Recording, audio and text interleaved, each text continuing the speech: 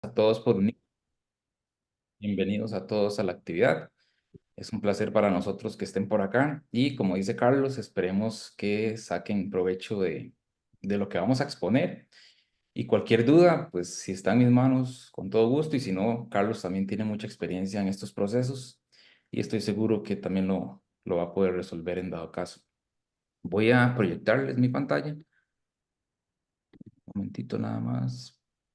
Porque aquí estamos. Ok, tal vez solo confirmar con alguien que sí se ve. Yo lo veo bien, Pablo, entonces creo que estamos bien. Perfecto. Bien, entonces, como decía Carlos, el webinar de hoy tiene por nombre Hallazgos de Salud y Seguridad en el Trabajo, importancia en un ISDD. Ya ahorita les voy a explicar con más calma qué significan esas siglas, pero ya lo adelantaba un poco Carlos, esos procesos son los procesos de debida diligencia ambiental y social, que a veces son sujetos o están directamente relacionados con proyectos, actividades productivas y con financiamientos. Un poquito la dinámica, ya la mencionaba mi compañero Carlos, ¿verdad? Pero pueden escribir las preguntas, comentarios, reacciones en cualquier momento en el chat, no hay ningún problema, más bien para eso está. Entonces, más bien pedirles utilizarlo, ¿verdad? Carlos va a estar ayudándome con la revisión del chat y si hay alguna pregunta que sea oportuno atender en el momento, lo vamos a hacer. Y si no, al final vamos a tener un pequeño espacio para los comentarios o las preguntas. Sí les pedimos el favor de tener su micrófono en silencio, ¿verdad? A no ser que sea para, obviamente, hacer una intervención, alguna pregunta o algo, pero si no tenerlo en silencio para evitar las distracciones. Al final de la actividad les vamos a pedir respetuosamente su opinión, ¿verdad? Vamos a tener un cuestionario que les vamos a compartir de Google Forms para que ustedes puedan ayudarnos con la evaluación.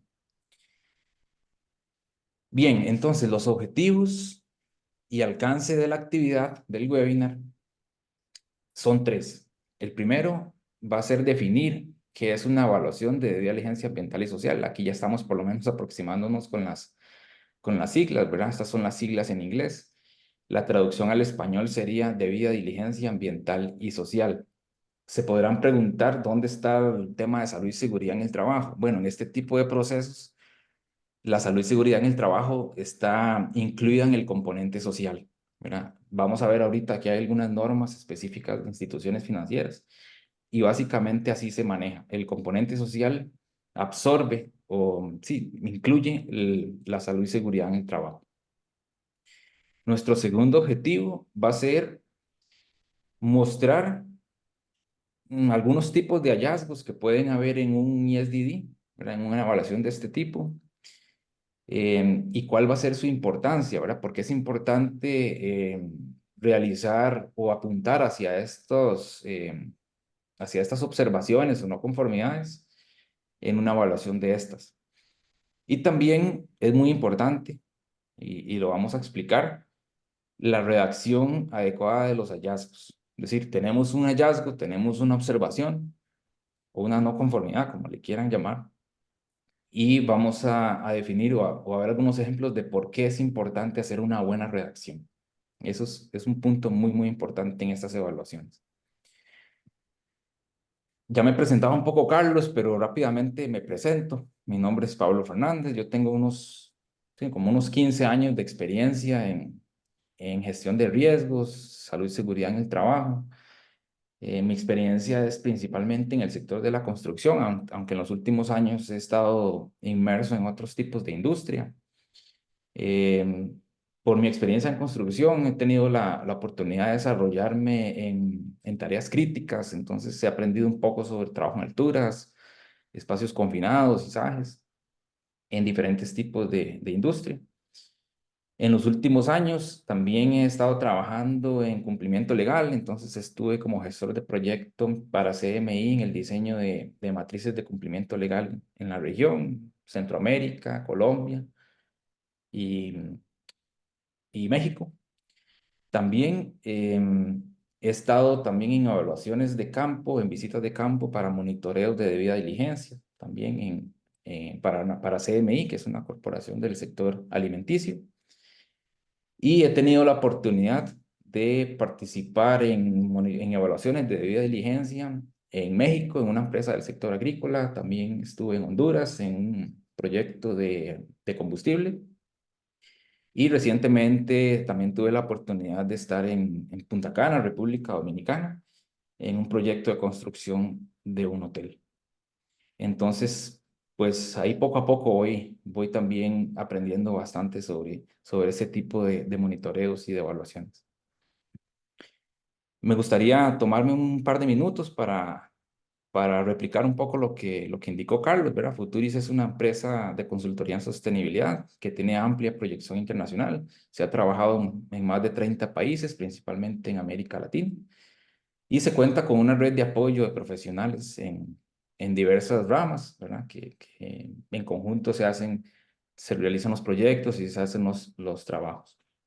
Como ustedes ven aquí en el organigrama, pues hay personas de diferentes especialidades, desde ingenieros ambientales, ingenieros en seguridad, como en mi caso, em, y pues nos conjuntamos bien para el desarrollo de ciertos proyectos que tienen ambas variables o ambos componentes. Algunos de los servicios que ofrece Futuris, ustedes los tienen acá en este listado, ¿verdad? Quisimos tal vez resaltar el segundo y el último, que tienen que ver con el tema que vamos a abordar el día de hoy, ¿verdad? Evaluaciones de debida diligencia ambiental y social y temas asociados a la salud y seguridad en el trabajo, seguridad ocupacional. Algunos de los clientes de Futuris están, como decía, en la región, en Costa Rica, en otras latitudes también. Como ustedes ven en la lista, hay clientes del sector financiero, también industria médica, zonas francas, industria alimenticia, construcción. Entonces, digamos que es variable o es variado en la cartera de clientes que posee Futuris. Eso permite pues que se hayan tomado bastante experiencia en diferentes sectores y en diferentes proyectos. Bien, ahora sí, vamos a iniciar de lleno con el tema que nos convoca. Y tal vez lo primero va a ser definir qué es debida diligencia ambiental y social. Sí, mi amor. Es un video que está pasando, lo voy a conectar al carro. Pero no sé si me puedes ayudar a silenciar ahí. Listo, listo. Ya, ok, gracias. Entonces, ¿qué es una evaluación de debida diligencia ambiental y social? Es un proceso para evaluar riesgos ambientales y sociales de un proyecto de actividad productiva. Como decía anteriormente, la variable de salud y seguridad en el trabajo se incluye en el componente social, porque cualquiera podría leer el título, ¿verdad? Los que no están tal vez familiarizados con este tipo de evaluaciones y dicen, ambiental y social, entonces tal vez lo social, pues sí, obviamente está incluido también toda la parte comunitaria, todo el tema de denuncias, quejas y todo este asunto, pero como decía, por definición, el tema de salud y seguridad en el trabajo está en el componente social. Entonces, pues mantenemos ese nombre, pero sabemos que la salud en el trabajo está aquí. Normalmente este tipo de evaluaciones están relacionados con una transacción bancaria o con un financiamiento, ¿verdad? En palabras tal vez sencillas, una empresa necesita dinero para ejecutar un proyecto, pero el ente financiador, el ente que va a poner el dinero, necesita estar seguro de que esa empresa está cumpliendo la ley. Algo muy sencillo, en temas ambientales y sociales. Repito, la seguridad del trabajo está dentro del componente social. Necesita estar seguro de que la empresa está cumpliendo la ley, necesita estar seguro de que está utilizando buenas prácticas, necesita estar seguro de que el tema, por ejemplo, en legislación laboral está en orden, ¿verdad? Que no se están aplicando medidas que van contra la legislación o contra los convenios. Entonces, en palabras sencillas es eso. El financiador o el banco, el que va a poner el inversionista, necesita asegurarse mediante una evaluación de este tipo que la empresa está en un nivel de riesgo aceptable de acuerdo a su apetito de riesgo, ¿verdad? De acuerdo a lo que quiera asumir el inversionista. Entonces, la evaluación, de manera independiente, lo que va a hacer es decirle al inversionista, esto es lo que hay, usted toma la decisión. Por eso, aquí está la tercera viñeta que dice que es una base para la toma de decisiones del inversionista. Ok, el consultor independiente llegó, hizo la evaluación, le dice, vea, esto es lo que tenemos 15 hallazgos, de estos 15 hallazgos tenemos 5 que son altos. Analice y tome la decisión. Básicamente eso es el proceso. ¿Cuáles son los criterios utilizados en una evaluación de due diligencia ambiental y social? Pueden ser varios más, ¿verdad? Pero aquí tenemos tal vez los más comunes. Número 1, las normas de desempeño del IFC. Ya casi les voy a mencionar qué es IFC. También puede hacer normativas técnicas asociadas al tema que estén evaluando. Recordemos que en esta evaluación no solo salud y seguridad en el trabajo, también se ven temas laborales y temas ambientales. Entonces, normativas técnicas en cualquiera de esos temas. Requisitos legales del país, por supuesto, ¿verdad? ¿Cuál es la legislación del país donde se está ejecutando el proyecto? Y también convenios de la OIT, ¿verdad? Que normalmente están incluidos en los requisitos legales, ¿verdad? La mayoría de convenios elementales de la OIT son parte de la ley de la mayoría de los países de la región. Bien, entonces, tal vez porque es un poco más desconocido para algunas personas, me gustaría explicarles rápidamente qué es IFC y cuáles son las normas con las que ellos cuentan. En primer lugar, la Corporación Financiera Internacional es parte del Banco Mundial. Fue creada en 1956 y tiene más de 180 países miembros. La Corporación Financiera Internacional tiene políticas sobre sostenibilidad ambiental y social, y para procurar el cumplimiento de los clientes tiene o desarrolló 8 normas específicas relacionadas a temas ambientales y sociales. Fueron creadas en el 2006 y actualmente se está trabajando con la versión del 2012. Entonces, aquí a la derecha ustedes pueden ver en términos generales cuáles son esas 8 normas. Nosotros vamos a utilizar en temas de salud y seguridad en el trabajo principalmente la norma 1, que es la que está en rojo aquí. Habla sobre gestión de riesgos, identificación de peligros o impactos y gestión de riesgos. Y la segunda habla sobre temas laborales, pero en la número 2, aunque hable de temas laborales, hay una componente que se llama seguridad y salud en el trabajo. Es un apartado de la norma y desarrolla algunos puntos importantes en esta materia. Entonces, también puede ser aplicable para algún hallazgo de salud y seguridad en el trabajo la norma de desempeño número 2. Son las dos principales que nosotros vamos a estar utilizando como criterio para una evaluación de diligencia ambiental y social. Solamente para hacer referencia muy rápida, ustedes ven que la 3 habla sobre eficiencia del uso de los recursos, temas comunitarios en la 4, asentamientos en la 5, biodiversidad, grupos indígenas y patrimonio cultural. Entonces, ya son otros temas aparte, ¿verdad? Que también forman parte de los temas ambientales y sociales, pero salud y seguridad en el trabajo lo vamos a analizar en la 1 y en la 2. Lo vamos a utilizar en esas dos. Entonces, para complementar un poco, la Corporación Financiera Internacional busca garantizar que cuando se dé el financiamiento se evalúen los proyectos, las actividades, se evalúen los riesgos que están presentes y se exija a los clientes que los reduzcan de acuerdo con estas normas. Entonces, las normas establecen criterios, establecen requisitos y se busca que los clientes los implementen. Se convierte en un estándar global que es utilizado por las empresas que reciben los financiamientos y también por las instituciones financieras. Entonces, ambas partes los utilizan con la intención de mejorar los procesos y reducir los riesgos que están presentes en la actividad.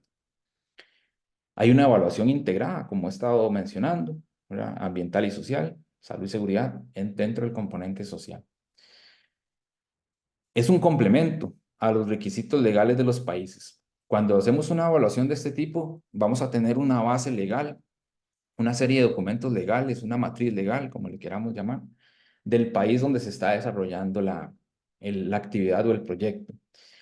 Y asociado a eso, como dice el texto, como un complemento, tenemos las normas de desempeño que vienen a apoyar, ¿verdad? La legislación del país. Por aquello que algún requisito no esté en la legislación, lo atacamos con la norma de desempeño. El enfoque de las normas y su objetivo es la mejora continua de la gestión ambiental y social, mejorar el proyecto. Cuando vamos a llegar a hacer una primera visita, probablemente tengamos algunos hallazgos. Es, digamos, entre comillas, relativamente normal, pero lo que no es normal es que después de señalarlos, pues no cambien las cosas, ¿verdad? Entonces, por ahí es que viene este tema de la mejora continua en la gestión ambiental y social del proyecto que está siendo financiado. Tal vez para ya ahorita entrar un poquito más en detalle y pasar al siguiente tema, me gustaría hacer una actividad muy rápida y es una pregunta. Dice, en esta pregunta pueden abrir micrófono y contestar, no hay ningún problema, o usar el chat. En una evaluación de debida diligencia ambiental y social, para justificar un hallazgo, ¿cuál criterio utilizaría como el más importante? Número uno, la legislación del país, porque es de cumplimiento obligatorio. Número dos, las normas técnicas y convenios internacionales, por ejemplo, los de la OIT, porque son más exigentes. Las normas de desempeño del IFC, porque son específicas. ¿Cuál utilizarían ustedes como el más importante a la hora de justificar un hallazgo en seguridad y salud?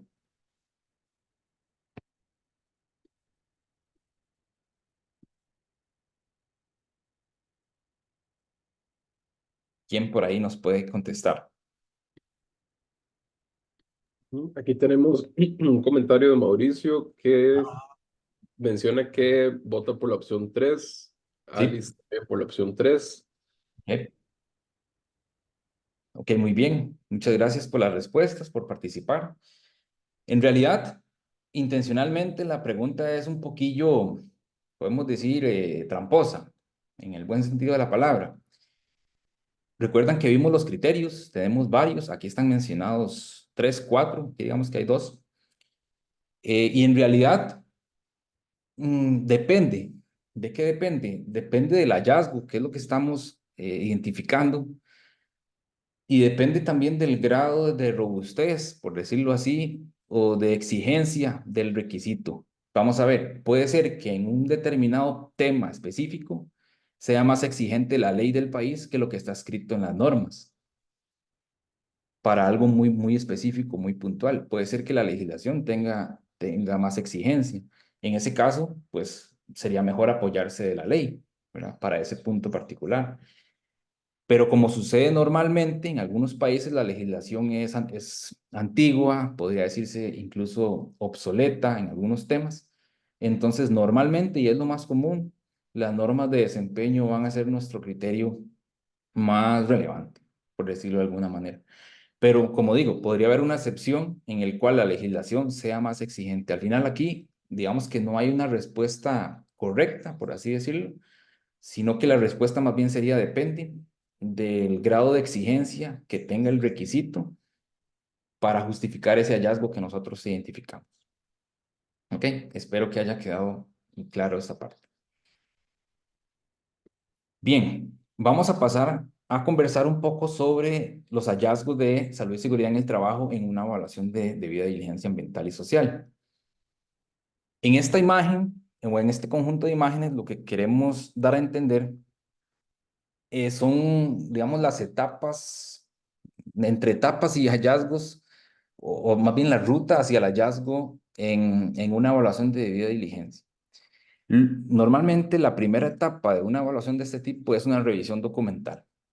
Vamos a solicitar un conjunto de documentos a la empresa, a la compañía.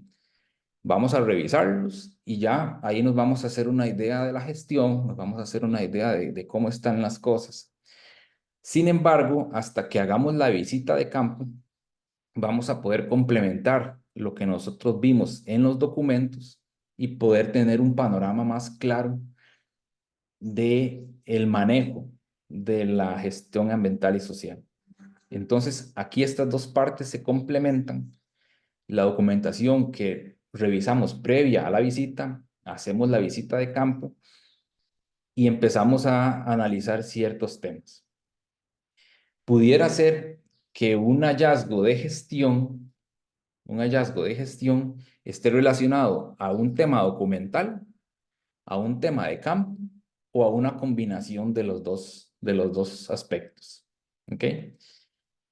Un ejemplo, vamos a ver, digamos que en el tema de preparación y respuesta ante emergencias, ok, analizamos los documentos, vemos que la empresa tiene un plan de emergencias, está actualizado, está vigente, está firmado, todo parece estar bien.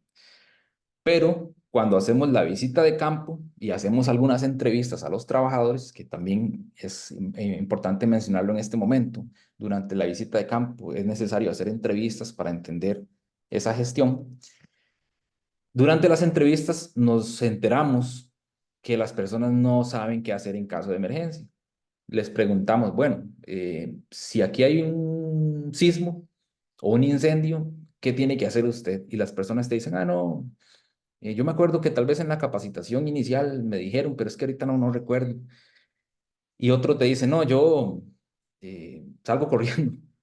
Otro te dice, no, yo me voy al punto de reunión. Ok, ¿dónde está el punto de reunión? Y no saben. Entonces ya con eso te empezás a dar cuenta, nos empezamos a dar cuenta de que hay un tema que no es documental, sino de pasar del documento a la realidad. Y ahí nos damos cuenta que hay un tema de gestión, ¿verdad? La gestión en campo, básicamente. Entonces, recapitulando un poco, podemos tener documentos en orden, pero en campo tal vez las cosas no están funcionando bien y eso nos da lugar a un hallazgo, digamos, de gestión, no documental como tal, sino más un tema de gestión, de llevar lo que está escrito a la realidad. ¿Cuáles son algunos de los hallazgos más comunes en un ESDD? Sistemas de gestión.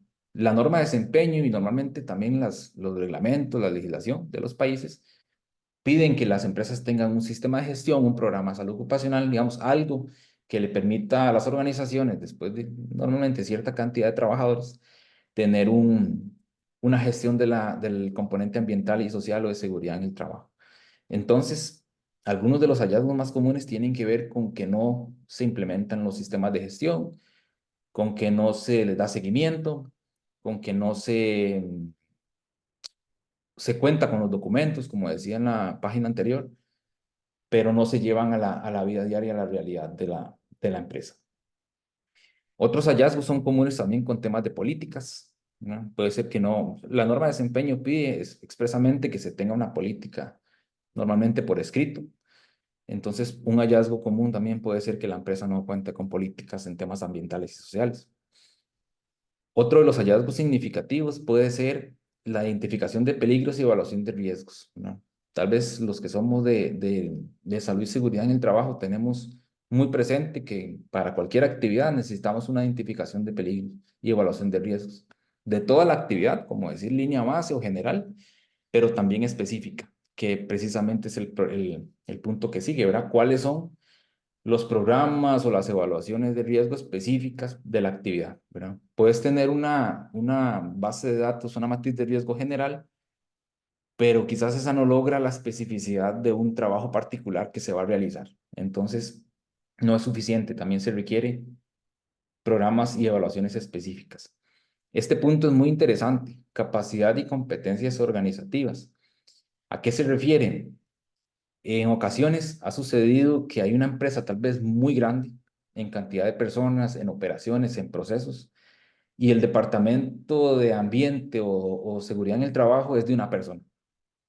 Y evidentemente, pues haciendo la visita y la evaluación, podemos ver que no es suficiente una sola persona para poder hacer la gestión adecuada de toda esa empresa. Entonces, a eso se refiere el tema de capacidad. Y la competencia también es importante, ¿verdad?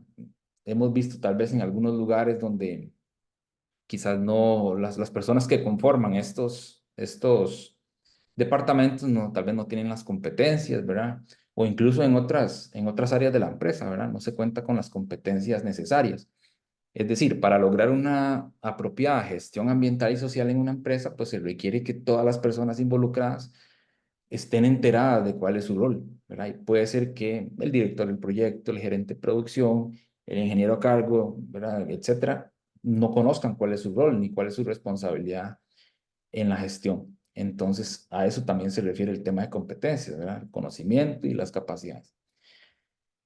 También hallazgos de gestión, como mencionaba en la filmina anterior, en cuanto a temas de emergencias, ¿verdad? Llevar del papel a la práctica. ¿Cuáles son también algunos hallazgos comunes de salud y seguridad en el trabajo según el apartado 23 de la norma 2? Ustedes tienen aquí un listado casi que extraído directamente de la norma. Pero bueno, vamos a mencionar algunos de ellos. El primero es muy general y creo que es un requisito que uno puede utilizar como, no sé si decirlo de esta forma, como no sí, como un comodín, digamos, porque es tan general que uno puede meter ahí casi cualquier cosa, ¿verdad? Todos hemos escuchado decir o hablar, bueno, hay que asegurar un entorno laboral seguro y saludable para las personas. Y eso es bastante amplio, entonces ahí casi que cualquier observación que uno tenga de campo, eh, prácticamente la puede meter aquí y es garantía de que funciona. Entonces lo quise mencionar porque es bastante general y funciona. También, como decía, riesgos inherentes al sector particular, ¿verdad? Algo específico.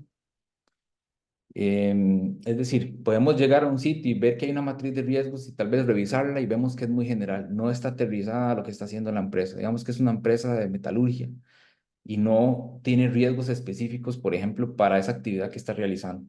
Entonces, vemos que tal vez es algo muy general y no atiende el sector particular, no tiene esa especificidad. Y así, pues, ustedes pueden ver acá otros hallazgos comunes, ¿verdad? Es importante tal vez mencionar el tema de capacitación de los trabajadores, ¿verdad? Siempre es importante asegurar la capacitación de las personas. La norma de desempeño 2 en el apartado 23 es clara en que es requisito de las empresas y los patronos garantizar la capacitación de los trabajadores en lo que necesiten de acuerdo a su evaluación de riesgo. También el tema de accidentes. Es bastante común observar que no hay un proceso implementado de reporte, investigación de accidentes, ¿verdad? Entonces, ya lo conocemos un poco, ¿verdad? Pasan cosas y no se reportan, no se investigan. Y como todos sabemos, eso se va a ir acumulando, pues si no se van a ir bloqueando causas de los eventos. Ok, entonces como decía, algunos hallazgos particulares de la norma de desempeño número 2 en el apartado 23. También es importante el enfoque técnico en la búsqueda de los hallazgos, ¿verdad? Tal vez olvidé mencionar al inicio que una evaluación de debida diligencia ambiental y social no es una auditoría completa, no es una auditoría exhaustiva. Eso no quiere decir que no tenga exhaustividad, pero no es una auditoría en la cual yo voy a revisar todo un marco legal o normativo, sino que me voy a enfocar, y ahí también depende mucho de la expertise del evaluador, digamos, sí, del evaluador. Me voy a enfocar en lo más relevante que yo observe. Es decir, un ejemplo. Llego, tal vez una construcción, se hace una visita y tal vez se observa que las personas o que algunos de los trabajadores no están usando algún equipo de protección personal, digamos un lente de seguridad. No quiero minimizar el hecho que no se esté utilizando, hay que corregir esa parte. Pero si nosotros comparamos eso contra, por ejemplo, un manejo de emergencias en el cual tenemos un tanque de combustible de 50,000 galones, ¿verdad? Y que si hay un derrame y un incendio, ¿cuál es la magnitud de la consecuencia de ese evento? Si lo comparamos contra la posible consecuencia de que una persona no esté usando lentes, obviamente va a depender también de la actividad que esté haciendo el operario, ¿verdad? Tampoco quiero subestimarlo, pero sí lo que quiero es como comparar de que en una evaluación de este tipo nos vamos a enfocar en lo que consideremos más importante desde el punto de vista de consecuencia y cuál puede ser el impacto tanto para la compañía como para el ente financiador.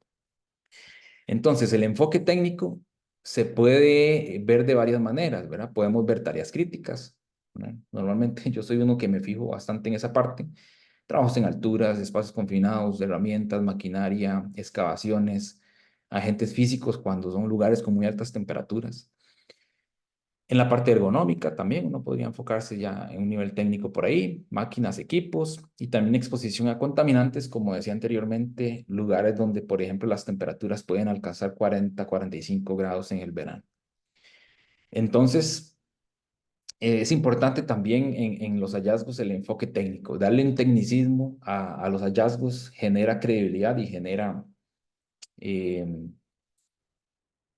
que el hallazgo vaya muy bien sustentado. También, esto es muy interesante desde mi punto de vista. ¿Cuáles pueden ser algunos potenciales hallazgos relacionados con otros temas? Otros temas de las normas de desempeño. Por ejemplo, temas de discriminación, ¿verdad?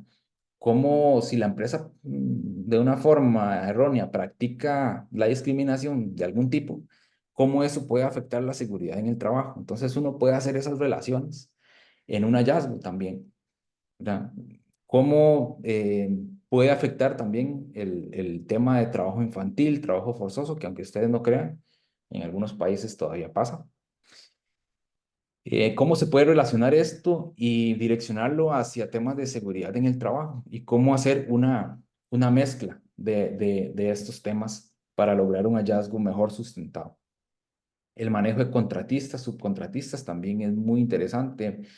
Al menos nosotros sí hemos visto temas relacionados con empresas de seguridad que se encargan de la vigilancia. Es bastante común algunos hallazgos en temas de seguridad, salud, de manejo de armas, de permisos, de portación de armas, de incluso temas ya laborales, de jornadas muy largas de hasta 24 horas.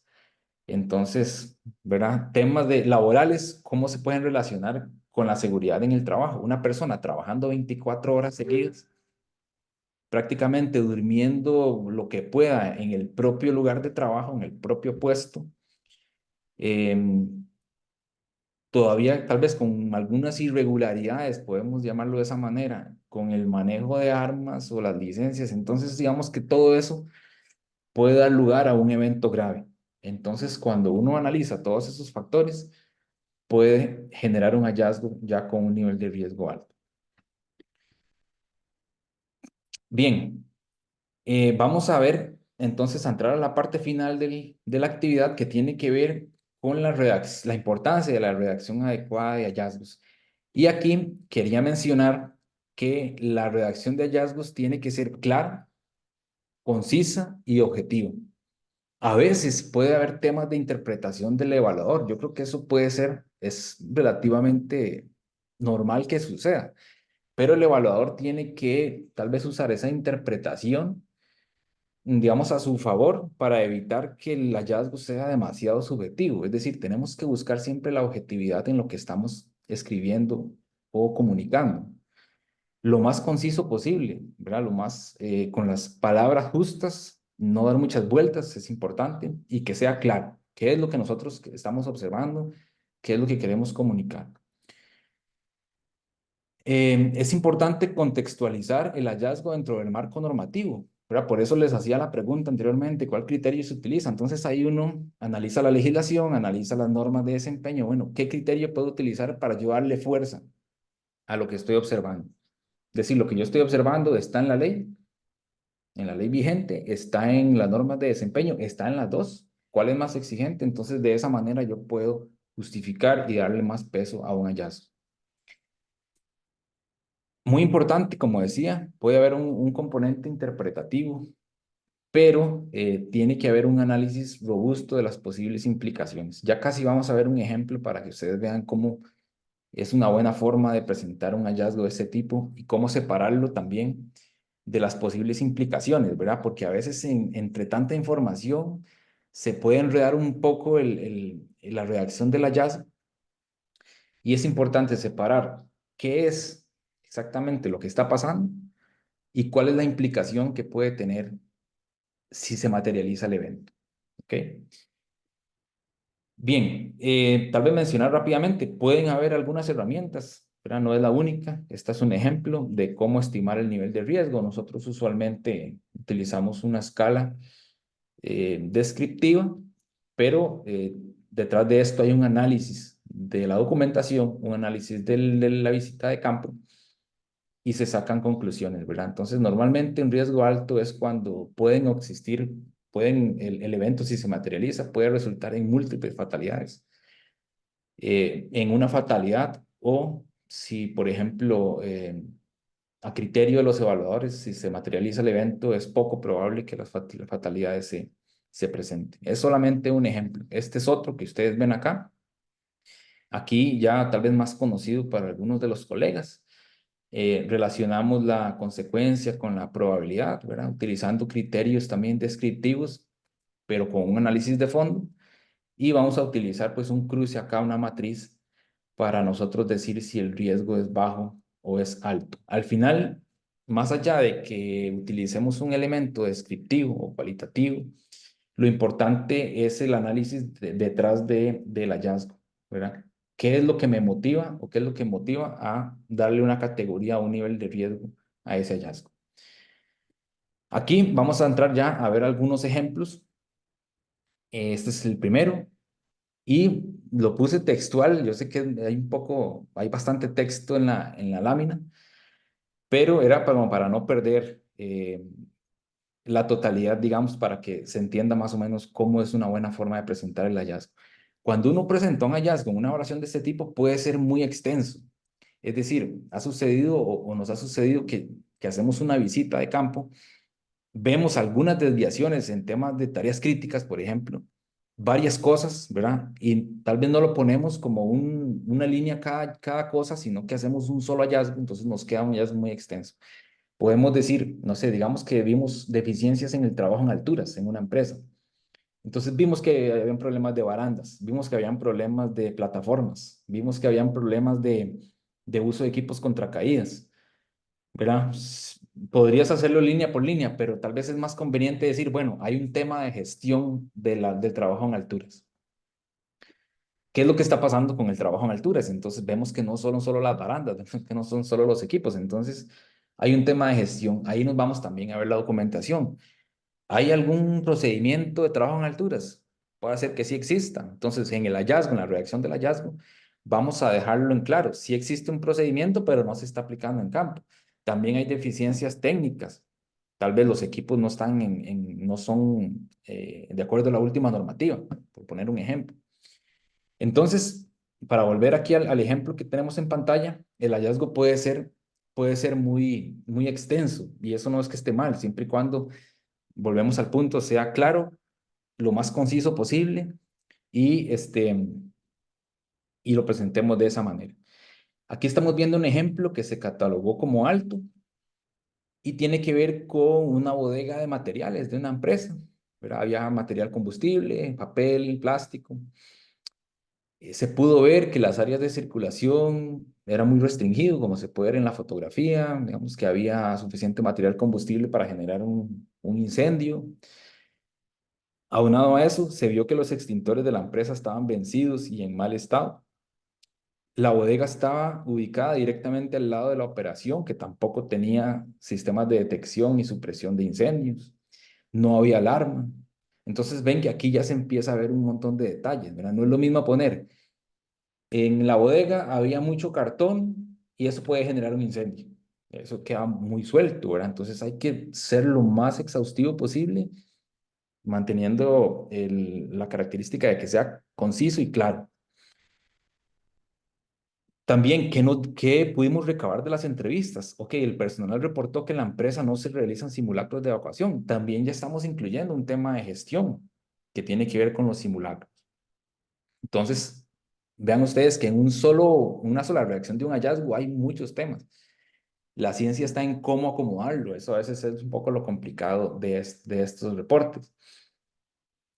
En una tercera columna tenemos la implicación, ¿verdad? Aquí lo que nosotros hacemos es redactar qué puede pasar, cuál es el posible impacto, la consecuencia para la empresa, para el inversionista. Entonces, pues aquí igual lo que mencionamos es que puede haber pérdidas económicas, que puede haber fatalidades, que puede haber daños, contaminación, etcétera. Entonces, aquí la ciencia también es redactar adecuadamente cuáles pueden ser las implicaciones para las diferentes partes.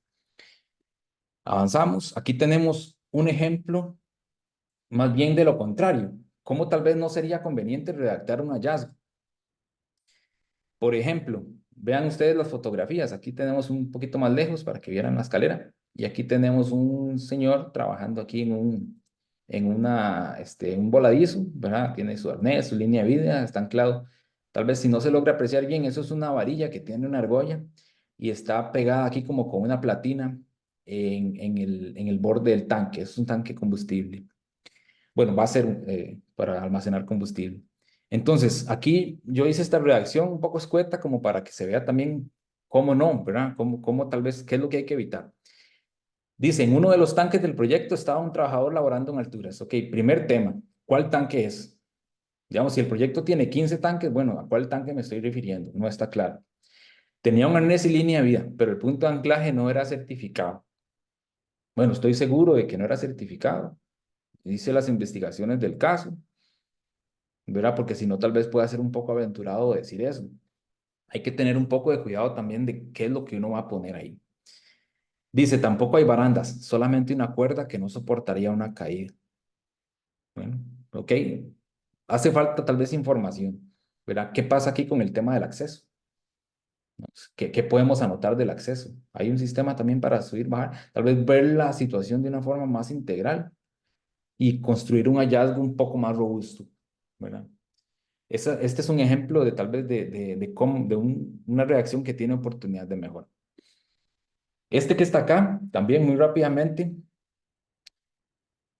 vemos que es un tanque en el interior que ya está techado y esta abertura que ustedes ven acá es la foto de abajo, ¿ok?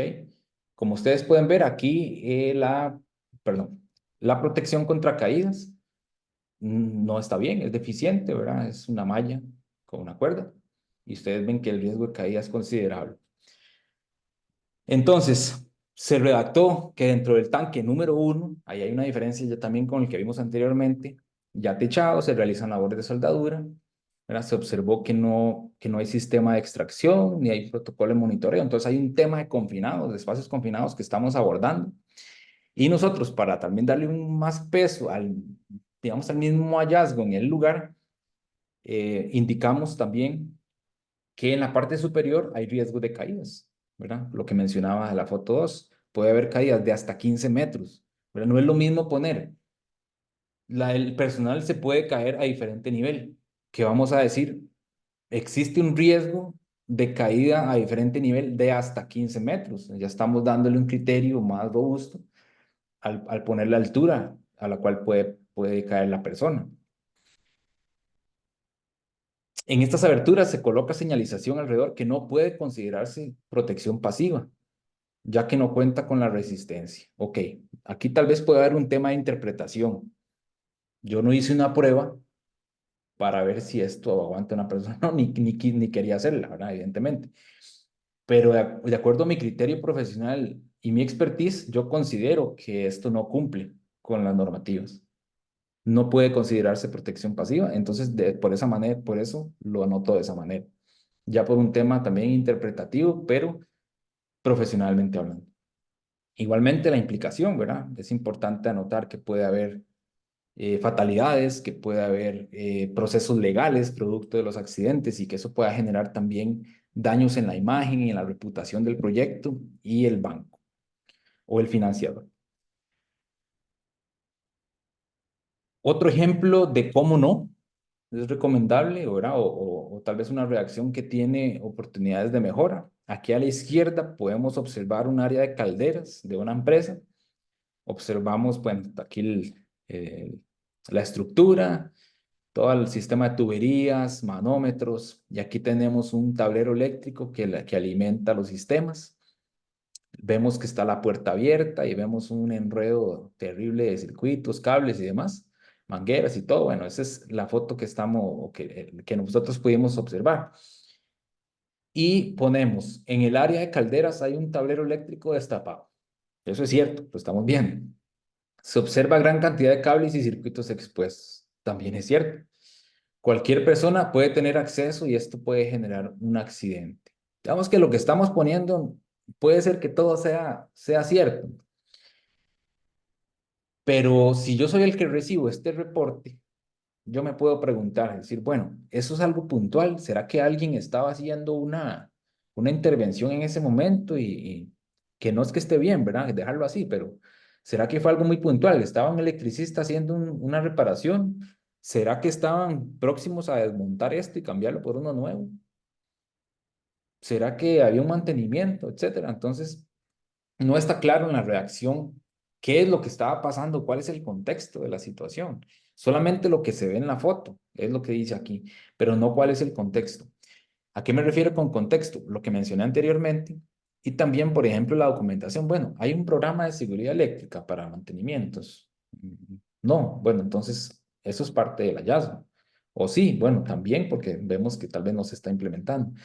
Habían entrevistas a los trabajadores y les preguntamos por qué eso estaba de esa manera en ese momento, para tener más información. Normalmente en las entrevistas se aclaran muchas cosas.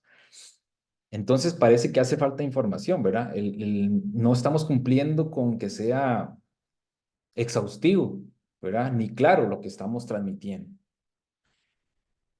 Un tercer ejemplo, ya para ir terminando, lo tenemos con, en este caso no tenemos fotografía, sino que se refiere a temas de más de gestión. Y ese es un tema un poco interesante, bastante interesante más bien. Vean cómo empieza la reacción del hallazgo. Dice, varias observaciones realizadas durante la visita indican la necesidad de reforzar la formación y la supervisión. Ok, parece que hay un tema con la capacitación y la supervisión en campo. Aunque el proyecto emplea a nacionales haitianos con escaso o nulo conocimiento de español, todas las formaciones y comunicaciones se imparten únicamente en ese idioma, español. Durante las entrevistas, empleados mencionaron que se suele pedir a un empleado bilingüe que traduzca, pero no existe un proceso sólido que garantice una comunicación eficaz. No se dispone de ningún sistema para evaluar la eficacia de la formación inicial. Ok, hasta ahí lo que estamos viendo es que hay trabajadores que no conocen inglés, no hablan español y las capacitaciones se les dan en español. Entonces, podemos ver que hay un tema importante con la efectividad de la transmisión de la información, ¿verdad? Aparte de que evidentemente tienen derecho a recibir las capacitaciones en su idioma, en el idioma que comprenden. 10 trabajadores entrevistados desconocían qué hacer en caso de emergencias como terremotos, accidentes graves y huracanes. Tampoco estaban al tanto del protocolo específico de evacuación en cuanto a rutas de emergencia y puntos de encuentro. Durante la visita, se presenció una colisión entre una motoniveladora y una palmera, que no fue notificada ni por el área, ni por el operario, ni por los trabajadores implicados. Aunque la notificación de incidentes forma parte de la formación inicial, ninguno reportó el incidente, el cual podría haber tenido un alto potencial de causar lesiones. Todo esto que acabo de leer conforma un solo hallazgo. ¿Okay? Las personas no hablan español, se les dan capacitaciones en español y nos enteramos simultáneamente en la visita que las personas no tienen conocimiento en los temas que se ven en la inducción, porque en la inducción les informan, en teoría, qué tienen que hacer en casos de terremotos o emergencias. Se les informa, en teoría, que tienen que reportar los accidentes, pero no lo hicieron. Entonces, tal vez nos da a entender de que hay un tema con la transmisión de la información y con el idioma en que se está realizando. Entonces, digamos que podemos decir que tal vez la causa raíz de ese problema es el mecanismo de la transmisión de la información en las capacitaciones. ¿Okay? Y asimismo, no solo con la inducción inicial, sino con todas las capacitaciones que se hacen en un idioma que no es el de las personas, el nativo de las personas.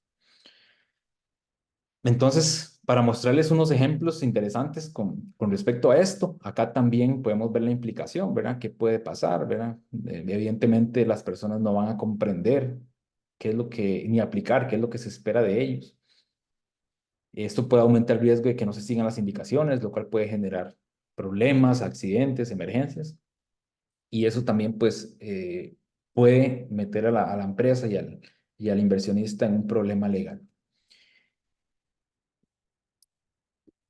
Bien, ya para finalizar, el último minutito, tal vez mencionar cuál es la importancia de hacer una buena identificación de hallazgos y una buena redacción de hallazgos con miras a lo que se espera para la mejora continua, que es un plan de acción, ¿verdad? En una evaluación de este tipo, normalmente no solo se señala cuál es el hallazgo, sino se establece un plan de acción que la empresa debe implementar a partir del momento en que se hace la visita.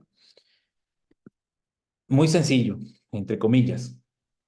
Si tenemos un hallazgo bien redactado, bien aterrizado, bien sustentado, eso va a permitir que las acciones concretas sean efectivas, que las acciones concretas sean al punto de lo que se quiere atacar. Vean el ejemplo anterior, estamos hablando de que la capacitación se da en otro idioma. Tal vez la gente no está entendiendo qué es lo que se les quiere decir o qué se espera de ellos. Entonces, si nosotros nada más vemos que es que no saben qué hacer en caso de emergencia, les decimos capacítelos, nada más, entonces pues se les va a seguir dando capacitación en otro idioma y el problema tal vez va a persistir.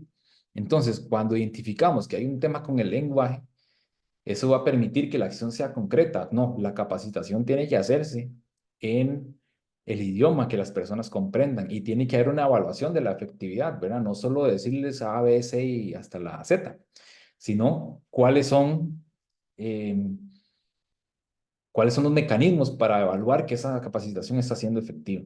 ¿Cómo me aseguro de que están aprendiendo o de que tienen claro qué es lo que se les está diciendo?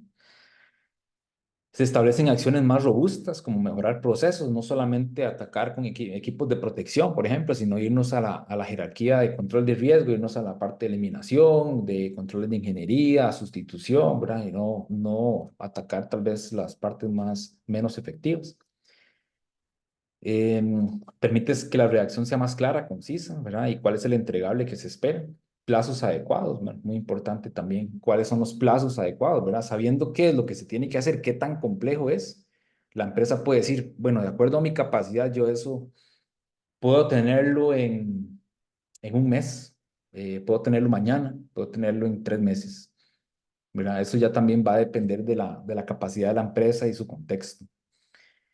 Determina también la cantidad de acciones necesarias para un mismo hallazgo. De un hallazgo como este podemos tener una, dos, hasta N acciones que sean requeridas para poder atacar por completo ese hallazgo. Como ustedes ven, son hallazgos grandes a veces, son amplios, robustos, y pues obviamente así va a ser también las acciones requeridas para su control. Bueno, a las 6 en punto estoy terminando.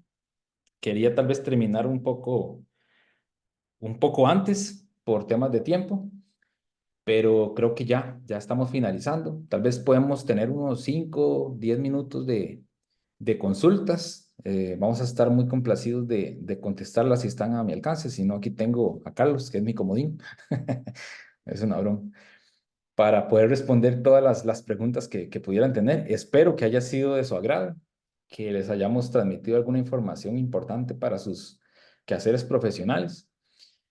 Y de mi parte, pues agradecerles la participación y pues abrimos el espacio para las preguntas o los comentarios. No sé si hay algo en el chat, no lo he visto.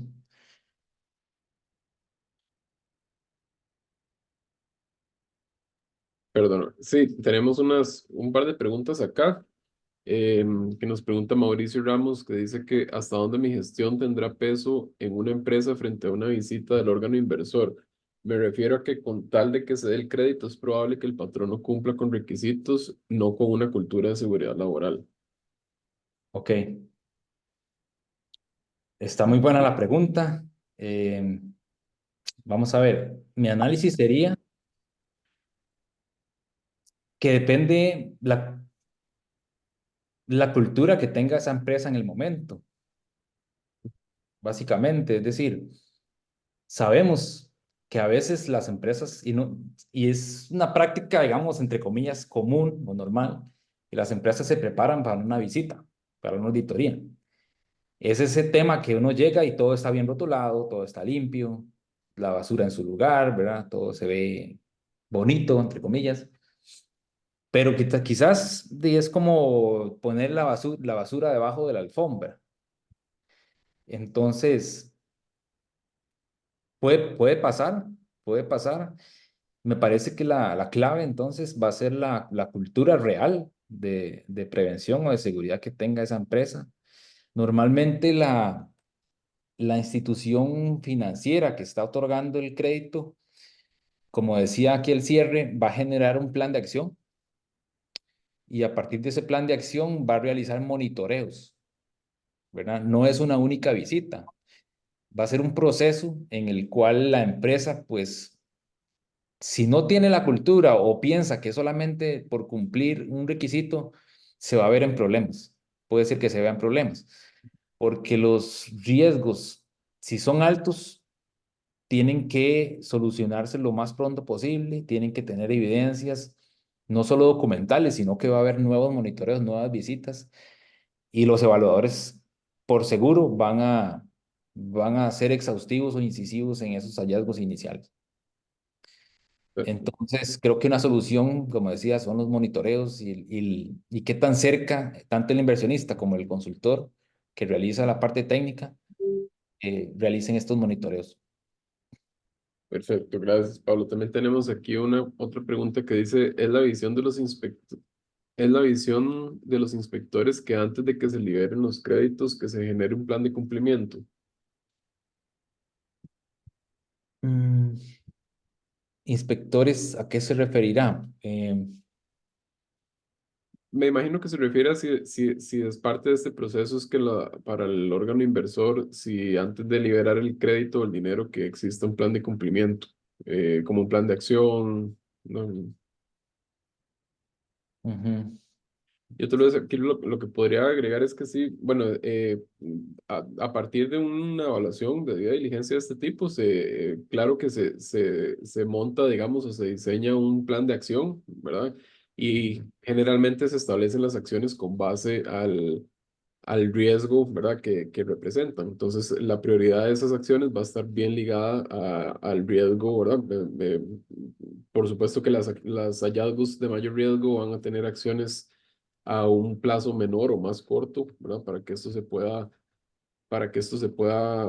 atender. Entonces, la respuesta es sí, ¿verdad? A partir de estas evaluaciones siempre se genera un plan de cumplimiento, un plan de acción, que es el plan de acción ambiental y social, en el que se establecen diferentes plazos para garantizar el cumplimiento de esto. Y siempre esos plazos, es importante que ustedes lo tengan muy claro, está muy relacionado al nivel de riesgo. ujú. Yo creo que entendí la pregunta, tal vez muy rápidamente complementar. Eh, Se hace la evaluación, se hace el reporte, el ente financiador lo recibe, lo revisa y a partir de eso determina, toma su decisión, ¿verdad? Entonces viene el plan de acción y se dice, bueno, tiene que hacer esto y esto y esto en los plazos que establezcan. Y, eh, y el ente financiador es el que toma la decisión de si libera o no libera. Pero siempre, evidentemente, si el reporte indica que hay riesgos altos, tiene que haber un plan de acción y que sea robusto para atacar eso en el corto plazo, ¿verdad? Y eso incluso el banco lo puede tomar como base, como decíamos al inicio, o el financiador, para tomar la decisión incluso de no liberar el, el crédito en el plazo que pensaba, atrasarlo un poco o incluso retractarse, podría pasar también. Perfecto. Ujú, Gracias. Y nada más aquí un último comentario que pone Mauricio, para ver, Mauricio Ramos también. Mi esperanza es que el proceso de inspección previo a los créditos abra oportunidades de mejora y compromisos de cumplimiento del empresario en todo el tema de salud y seguridad del trabajo. ujú, Entonces, ¿verdad? Yo estoy totalmente de acuerdo con este comentario. Yo personalmente creo que cuando se involucra la parte financiera en estos temas, ¿verdad? A través de un crédito, a través de una inversión, ujú, es donde realmente se mueven estos cambios, tal vez de una manera más regulada o hasta si quiere más rápida o más efectiva, porque, ¿verdad? Atrás de todo esto hay un interés de por medio de acceder a créditos, a líneas de financiamiento. Entonces, yo creo que para nosotros que trabajamos en esto, que estos temas ya estén llegando a estos niveles financieros, también estoy totalmente de acuerdo que va a abrir nuevas oportunidades de mejora y va a ser, ¿verdad? Que ya no sea solo un tema de cumplimiento legal, sino que ya cuando el que me financia me exige un poco más, entonces ahí sí ya a nivel, digamos, de empresa, pues se empieza a volcar un poco más la visión Sí, que le da la sí. importancia que Creo tiene que eso. entiendo el punto de Mauricio, digamos, a veces es el dilema es quién presiona, para no decir obliga, quién presiona a las empresas a cumplir. Ujú. El aparato estatal muchas veces no cumple esa función, aunque le corresponde. Entonces, en este caso, la institución financiera que está otorgando el dinero, por un tema también de riesgo propio, va a presionar o a obligar, si se quiere decir, al cumplimiento ambiental y social de ese proyecto. Exacto, perfecto. Bueno, no, creo que muchas gracias. Esos son todos los comentarios que tenemos en el chat. Nada más les dejo también por ahí en el chat el link para la evaluación que les compartió Pablo también. Para nosotros es muy importante que saquen 3 minutos para poder realizarla. Eso nos ayuda a mejorar en futuros eventos. Y también invitarlos a que nos sigan en las redes sociales de Futuris, en LinkedIn, en Facebook. También podemos, se pueden suscribir a nuestro boletín mensual. Ahí publicamos todos los eventos mensuales, sean webinars, publicación de artículos, demás información que los que trabajamos en esto pues les va a ser de mucha utilidad. Entonces les agradecemos que nos colaboren con el formulario. Em, y nada, entonces, bueno, agradecerles, eso es el material que traíamos, agradecerle a Pablo por una explicación tan clara y agradecerles a todos por el tiempo de la sesión. También recordarles que esto queda grabado, ¿verdad? En los próximos días vamos a estar subiendo el material a nuestras redes también para que puedan tener acceso a él y también lo puedan compartir. Entonces, bueno, agradecerles nuevamente a todos y que pasen una feliz tarde. Muchas gracias. Gracias, hasta luego.